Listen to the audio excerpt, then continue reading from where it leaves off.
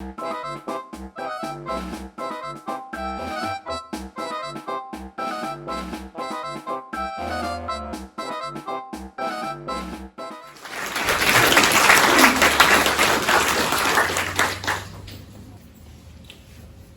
sister in Toronto asked me yesterday if it wasn't too out of keeping to wish each other happy International Women's Day, given the state of things.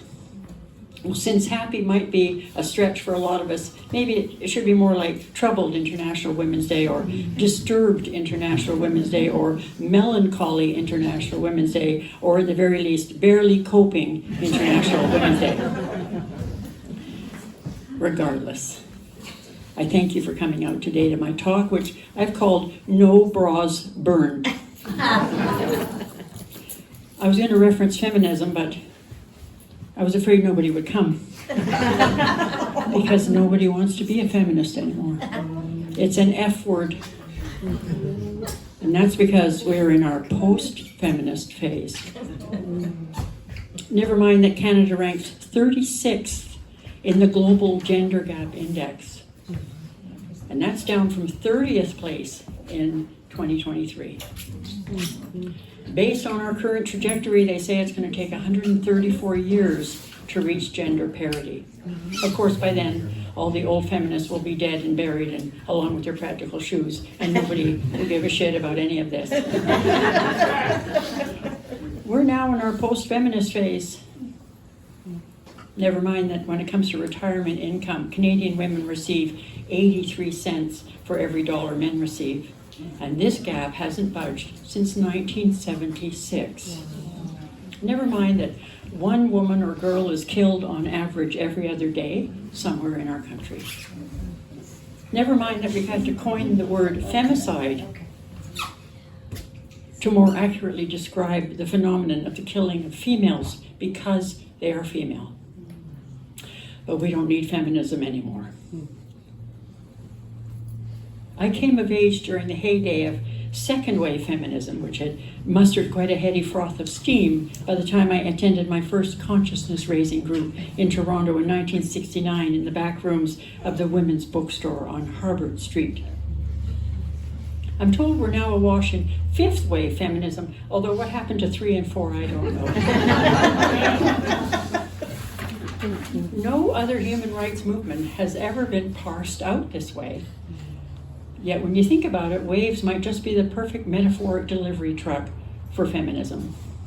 Waves have a built-in obsolescence. They completely break up when they hit the shore, losing all momentum and turning into foam. Well, if patriarchy provides the inhospitable coastline and feminism comes at it in waves, you can see how all this might work. It's not easy being a feminist in a post-feminist world. Just the word feminist conjures up images of dour man-eaters running around in ugly shoes, promoting their special interests. Oh, sure, women make up roughly half the world's population, but apparently it's still a special interest to want basic human rights for 3.5 billion people. I'll tell you what a special interest group is. Rodents Without Borders. A group dedicated to protecting the rights of rats in Alberta who have been denied entry to the province. Did you know that Alberta boasts the dubious claim of harboring no rats within their borders? Who are they kidding? No fucking rats in Alberta? An area into which you could easily fit England, Austria, 2 Bulgarias, and 4.5 Switzerland? No rats in Alberta. Who are they coming for next? The gerbils? Okay, so where was I? Oh yes, I was decanting some of the myths swirling around feminism. The now famous expression bra burning was actually cooked up by a young male reporter for the New York Post And while it is true that at the 1968 feminist protest of the Miss America pageant in Atlantic City, fomenting feminists did toss bras into what they called a freedom trash can, but the list of the symbolically discarded also included girdles, cosmetics, and high-heeled shoes. And what's more, they never set fire to them. So although there may very well be a smoking 38D out there, nobody's ever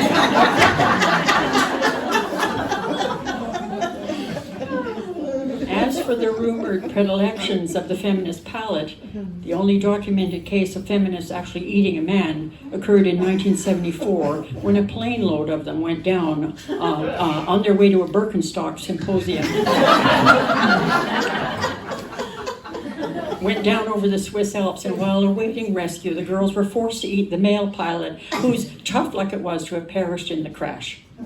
Now, the girls reported that he was tough and a little gamey, so we have at least 18 feminists who can be counted on to never eat another man. There have been a lot of other charges leveled at feminists over the years. We've been called shrill, sharp, clamorous, vociferous, blatant, unwomanly, unnatural, underpants. Just checking. See if you're still with me. Strict, stern, stiff, rigid, hard, austere, severe, adamant, and grim. We've been described as castrating dragons and relentless battle axes, intractable, difficult, disobedient, obstreperous, self-serving, righteous, combative, and one of my favorites, bellicose. Cousin of the late Bela Lugosi. Famous for playing Count Dracula, which is not unrelated when you consider that feminists appear to have sucked the deference out of otherwise agreeable women and left them as unrepentant shells of defiance. Some people even believe that all feminists are lesbians, but in my dreams is all I can say.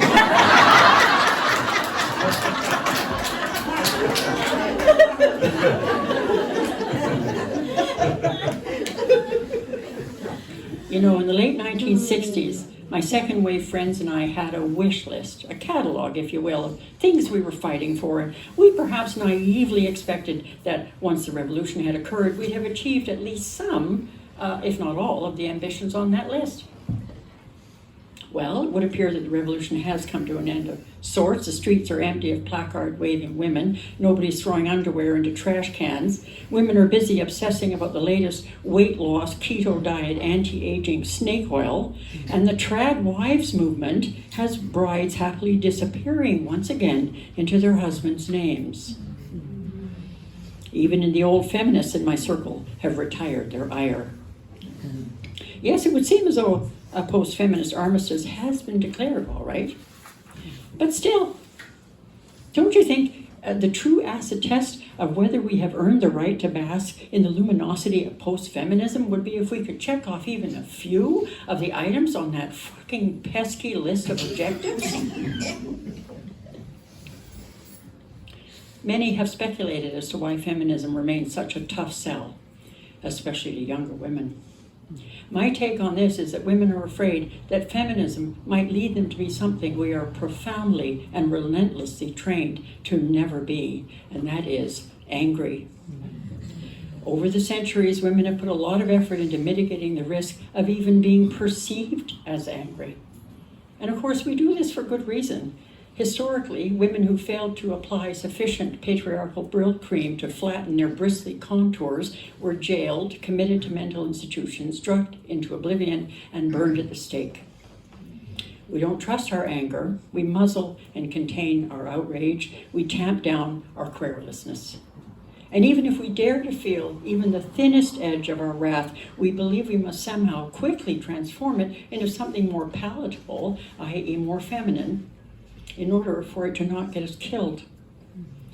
We say we are frustrated, or tired, or overwhelmed, or discouraged, or disappointed, or confused, or better yet, we say we are sad, because sadness is so much easier for everyone else to deal with. There have been so many shallow photo op commitments to equality over the past number of years, we seem to have fallen asleep, lulled by a collective hallucination that real progress has been achieved and we've come a long way, baby. But the numbers tell us something else.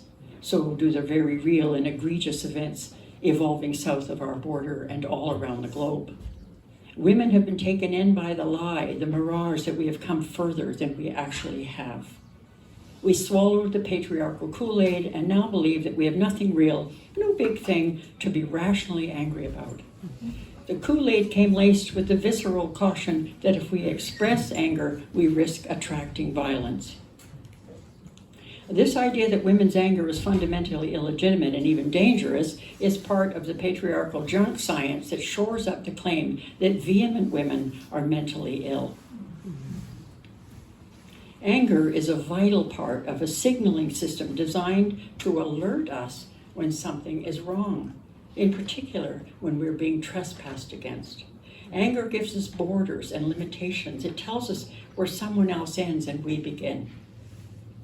If we can't get angry, we don't really know ourselves, and the people around us don't know us either. But patriarchy has so thoroughly undermined our relationship with our own anger, women can no longer count on it to operate in its original function. Patriarchy has twisted the barrel of any metaphoric weapon we might be holding so that it is aimed back at us in an arc of self-destruction. Eating disorders, cutting, addiction, depression, suicide. I was using my dictate function on my phone a while back, writing to a friend about today's event, and when I said IWD out loud, the phone took it to be AWD. All-wheel drive. Traction on demand. That's what we need now. So dust off your pussy hats, we are not done, and fuck post-feminism.